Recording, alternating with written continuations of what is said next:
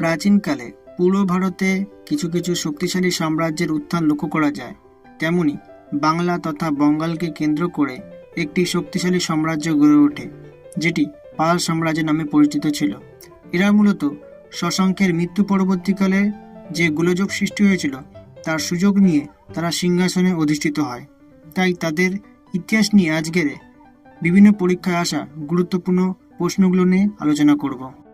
প্রথম প্রশ্ন, মৎস্য ন্যায় যুগের অবসান ঘটিয়ে ছিল কোন পাল রাজা? Option A Devapala, option B প্রথম Mahipala, option C Gopala, option D Dharmapala. এর সঠিক অ্যান্সার হবে সি গোপাল। পাল বংশের প্রতিষ্ঠাতা কে ছিলেন? এর option A Rampala, option B Devapala, option C Narayanapala, option D Gopala.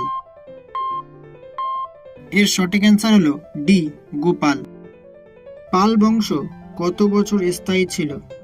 এর প্রথম অপশান এ 300 বছর প্রায়, বি 400 বছর প্রায়, সি 500 বছর প্রায়, ডি 100 বছর প্রায়।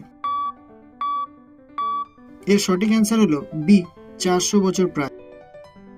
পাল বংশের আদি বাসস্থান কোথায় ছিল? A Harikela, B Varendra, C Gauda, D Samatata. এর সঠিক অ্যান্সার হলো বি বরেন্দ্র। কোন পাল বংশের রাজার বিরুদ্ধে কৈবর্ত বিদ্রোহ হয়েছিল? এ রামপাল, বি প্রথম মহিপাল, সি দেবপাল, ডি দ্বিতীয় মহিপাল। এর সঠিক অ্যান্সার হলো ডি দ্বিতীয় মহিপাল। পাল বংশের সর্বশ্রেষ্ঠ শাসক কে ছিলেন? A Gopala, B Dharmapala, C Devapala, D Narayanapala. এর সঠিক অ্যান্সার হল সি দেবপাল। বিক্রমশিলা বিহার কোন পাল শাসক তৈরি করে? A Devapala, B Mahendrapala, C Dharmapala, D Rajyapala. এর সঠিক অ্যান্সার হলো সি ধর্মপাল। ত্রিশক্তি সংগ্রাম যুদ্ধে লিপ্ত হয়েছিল কোন পাল শাসক? এ দেবপাল, বি প্রথম মহিপাল, সি নরপাল, ডি মহেন্দ্রপাল। এর সঠিক অ্যান্সার হলো এ দেবপাল। গঙ্গাইকোন্ড বা গঙ্গা বিজেতা উপাধি কে ধারণ করেছিল? এ নরপাল, বি প্রথম মহিপাল, সি দ্বিতীয় গোপাল, ডি রাজ্যপাল।